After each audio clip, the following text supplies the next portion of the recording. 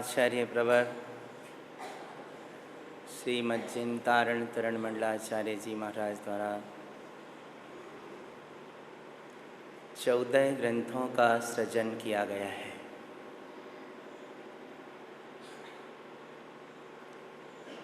वीतराग धर्म की महिमा को, सम्यक दर्शन ज्ञान चारित्र की साधना को, अध्यात्म साधना की विभिन्न अनुभूतियों को आचार्य देव ने इन 14 ग्रंथों में वर्णित किया है। मनुष्य भाव बहुत दुर्लभता से प्राप्त हुआ एक अवसर है।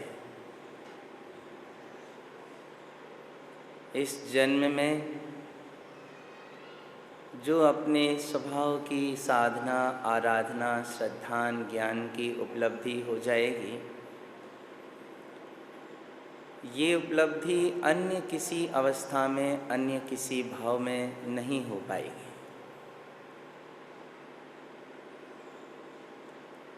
बहुत अनमोल अवसर है।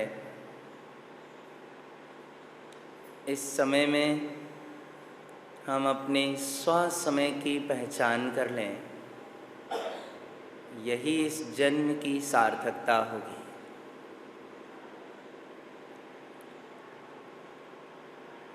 आचार्य गुरुवर श्रीमज्जिंतारण तरण मंडलाचार्य महाराज द्वारा रचित 14 ग्रंथों में से 5 मतों में केवल मत के अंतर्गत छद्मस्थवाणी नाम का एक ग्रंथ है। इस ग्रंथ में 12 अध्याय हैं और पूरा ग्रंथ सूत्रों में निबद्ध है। प्रत्येक सूत्र में विभिन्न प्रकार के विषयों का निरूपण है। वर्तमान 24वीं के अंतिम तीर्थंकर भगवान महावीर स्वामी, जिनका अभी शासन काल चल रहा है, जिनकी दिव्य देशना से जगत के समस्त जीवों ने धर्म के स्वरूप को, अहिंसा के स्वरूप को, शादवाद, अनेकांत आदि अनेक सिद्धांतों को समझा था। आज भी भगवान महावीर स्वामी का संदेश सामयिक है। जियो और जीने दो का महामंत्र देने वाले भगवान महावीर स्वामी,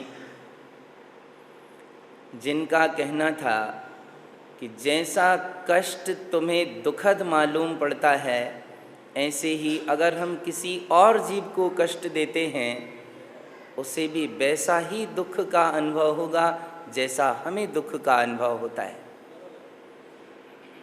इसलिए भगवान महावीर कहा करते थे कि जम इच्छसि अपणतो, जम चढ़ इच्छसि अपणतो, तम इच्छ परस्य विया एत्यगम जीर्ण शासनम। जो तुम दूसरों से अपने लिए चाहते हो, वैसा ही तुम भी दूसरों के लिए चाहो। जैसा तुम दूसरों से अपने लिए नहीं चाहते, वैसा तुम भी दूसरों के लिए मत चाहो। यही जिन शासन है, यही भगवान महावीर स्वामी का संदेश है। पर भूल ये होती है कि हम दुनिया के सब लोगों से तो चाहते हैं कि सब हमारे लिए अच्छा करें और हम चाहे जैसा करते रहें। भूल ये होती है कि हम कुछ भी करते रहें, लेकिन लोग हमारे प्रति अच्छा करें। ये सोच बहुत निम्न स्तर की है कि जब हम दूसरों से अच्छा चाहते हैं, तो हमें भी चाहिए कि हम भी दूसरों के लिए अच्छा चाहें, अच्छा सोचें, अच्छा करें। वीतरागी भगवान महावीर स्वामी ने विभिन्न आयामों के माध्यम से समस्त जीवों के लिए सुख शांति आनंद में रहने का मार्ग प्रशस्त किया, धर्ममय जीवन जीने का विज्ञान सिखाया। इस छद्मस्तवाणी ग्रंथ में एक प्रकार के सूत्र ऐसे भी हैं जिनमें भगवान महावीर स्वामी के समौ शरण से संबंधित वार्ता के प्रसंग हैं। भगवान के समौ शरण की महिमा, भगवान के समौ शरण का बहुमान जिन सूत्रों से जागे, उन सूत्रों का इस ग्रंथ में उल्लेख है। यत्र तत्र वीर प्रभु के समौ शरण की महिमा का वर्णन है। दूसरे प्रकार के सूत्र हैं गुरुदेव तारण तरण महाराज से बहुत सारे जिज्ञासु आत्माओं ने कुछ जिज्ञासाओं के समाधान चाहे, प्रश्न पूछे, अपनी साधना चिंतन कल्याण के लिए मार्गदर्शन चाहा। उन जिज्ञासु आत्माओं के प्रश्नों के समाधान जो गुरुदेव ने दिए, वे सूत्र भी इस ग्रंथ में समाहित हैं। गुरुदेव के जीवन परिचय से संबंधित प्रश्न लोगों ने पूछे थे, उन्होंने अपनी साधना से संबंधित, स्वयं के जीवन से संबंधित लोगों की जिज्ञासा के समाधान में उत्तर दिए थे। इस तरह के सूत्र भी इस ग्रंथ में उल्लिखित हैं। और अंतिम चौथा आयाम है, गुरुदेव जब सेमरखेड़ी के बियावान वन में अपनी आत्म साधना करते थे, गुफाओं में बैठकर 4-4 दिन तक ध्यान में लीन रहते थे, ऐसे निर्जन वन में स्वरूप की साधना की अनुभूतियों को जो उन्होंने उपलब्धि किया, अपने जिज्ञासु शिष्यों के लिए समय समय पर गुरुदेव उन अनुभूतियों को बतलाते थे। कहते थे, अचिंत्य चिंतामणि अनंत प्रवेश, ये स्वभाव अचिंत्य है, चिंतामणि स्वरूप है, इसमें प्रवेश हुआ है, इसका अनुभवन जागा है। अचिंत्य कहने का आशय है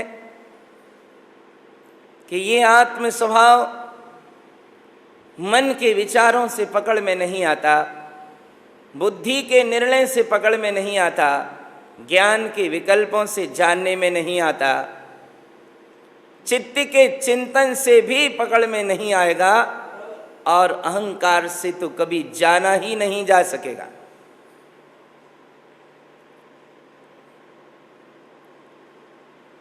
अचिंत्य का अर्थ है मात्र अनुभवगम्य। ये सब साधन हो सकते हैं।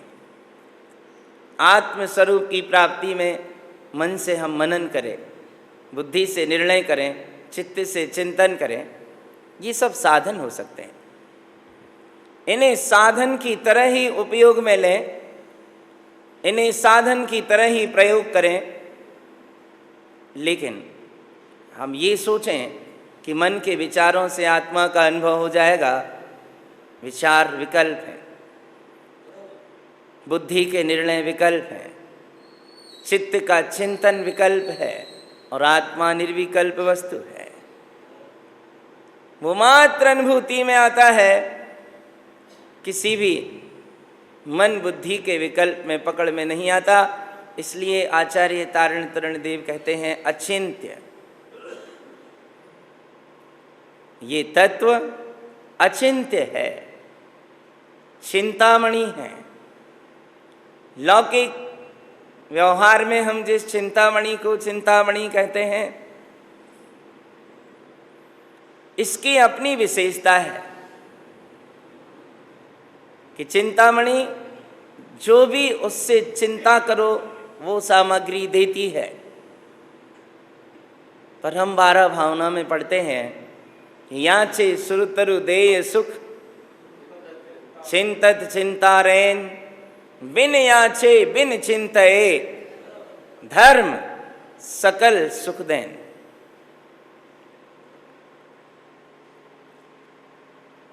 कल्प वृक्ष से याचना करो तब सुख देता है, चिंतामणि से चिंता करो तब सुख मिलता है। लेकिन धर्म ऐसा तत्व है कि जिससे बिना चिंता किए बिना याचना किए समग्र सुख प्राप्त होते हैं, समस्त सुख प्राप्त होते हैं। ऐसा अचिंत्य चिंतामणि रत्न है। गुरुदेव ने इस तरह के अनेकों सूत्र इस छद्मस्त वाणी ग्रंथ में, जो उन्हें अपनी साधना का अनुभवन होता था, आत्मज्ञान के प्रकाश में साधना परक, ज्ञान परक, श्रद्धान परक, चारित्र परक और भी साधना के विविध आयाम जो अंतरंग में स्वानुभव पूर्वक अनुभव में आते हैं, उन सभी रहस्यों को इस तरह के सूत्रों में आचार्य देव ने इस ग्रंथ में स्पष्ट किया है।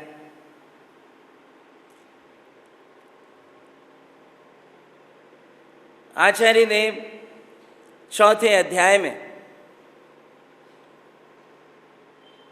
प्रेरणा देते हुए, सावधानी करते हुए 3 सूत्र कहते हैं। 84 उत्पन्न उत्पन्न उत्पन्न अनंत भाव।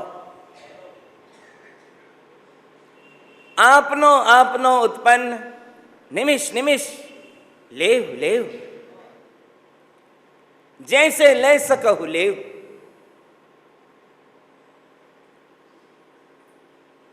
जागरण संदेश है। 84 उत्पन्न उत्पन्न उत्पन्न अनंत भाव। आचार्य देव सभी भव्यात्माओं को जागृत करना चाहते हैं कि हे भव्य जीवो, 4 गति 84 लाख योनियों में जन्म मरण करते करते, उत्पन्न होते, शरीर को धारण करते छोड़ते अनंत भाव गुजर गए। अनंत भाव तुमने बिता दिए हैं।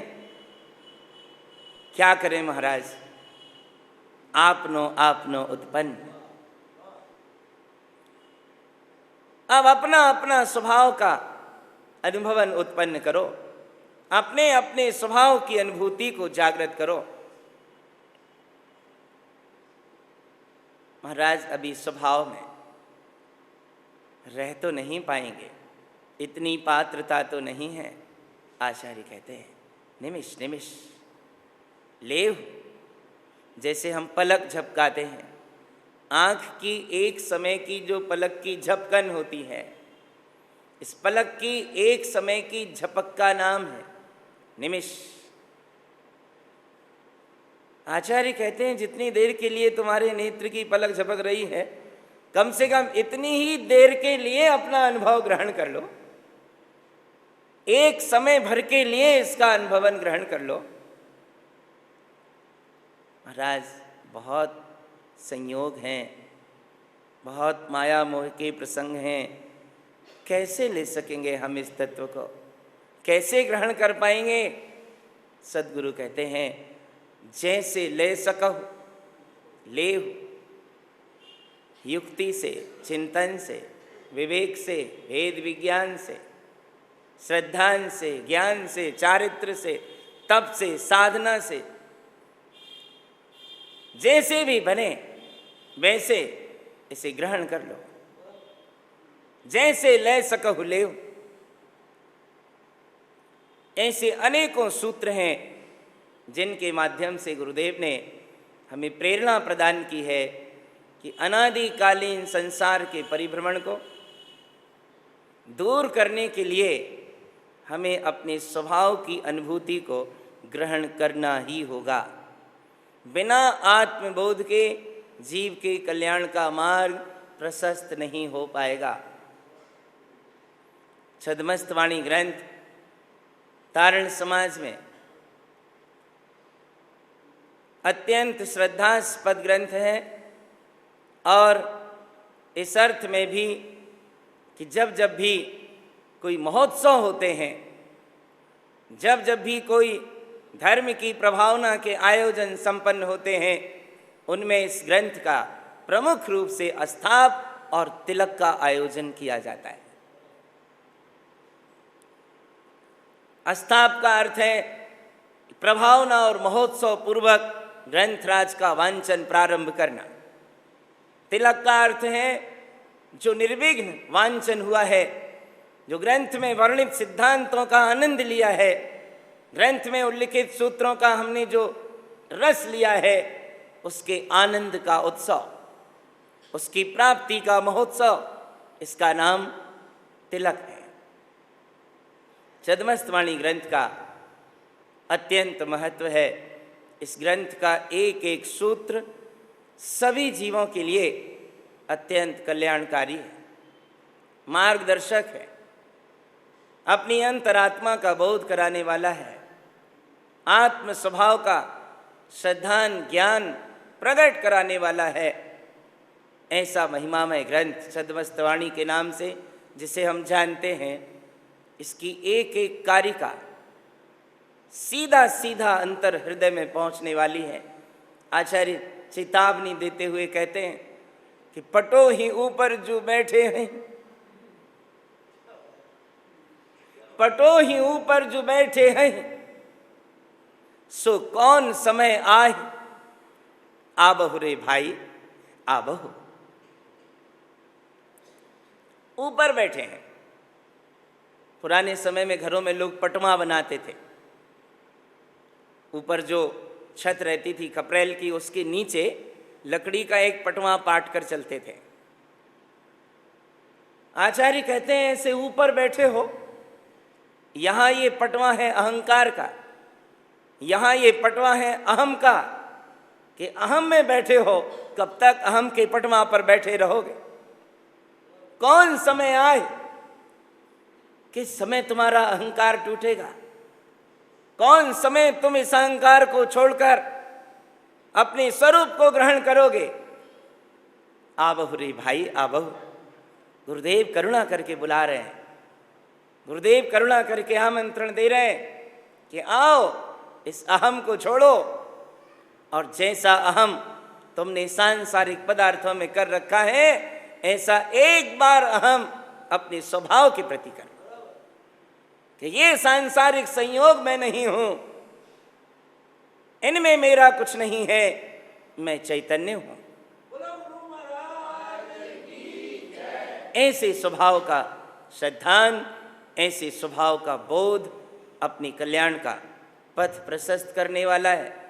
सद्गुरुदेव ने केवल मत के इस ग्रंथ में विभिन्न सूत्रों के माध्यम से हमें अपने आत्म स्वरूप की सत्ता का बोध कराया है, अंतर की आत्मशक्ति को जागृत किया है, अपनी सत्ता स्वरूप को जानना, पहचानना और उसी में स्थित होना, यही जीवन का सबसे बड़ा पुरुषार्थ है।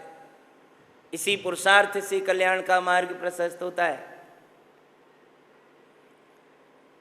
हम सबके अंतर में ऐसे अपने अचिंत्य चिंतामणि चैतन्य स्वरूप की सहज सत्ता का बोध जागे और उसी के आनंद में, उसी की सुरत रखते हुए हमारा समूचा समय सुख साता में, निराकुलता में गुजरे, तो इस जन्म की सार्थकता होगी। आए, अपने आत्म स्वरूप का बोध जगाएं, भेद विज्ञान पूर्वक अपने स्वभाव की अनुभूति को प्रकट करें और अपने कल्याण का पथ प्रशस्त करें। यही श्री गुरु तारण तरण देव का हम समस्त भव्य आत्माओं के लिए मंगलमय संदेश।